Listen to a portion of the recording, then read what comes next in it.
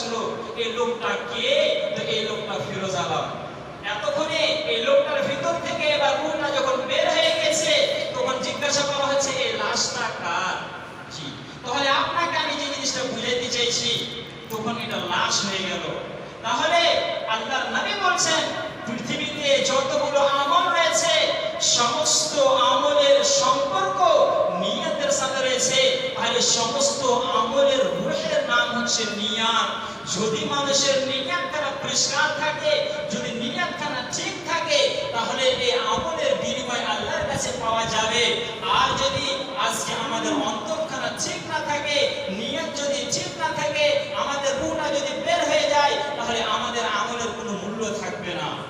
জি, তাহলে আজকে আপনাকে আমি বুখারী থেকে একটা হাদিস দেখাতে চাইছি, যে হাদিসের ভিতরে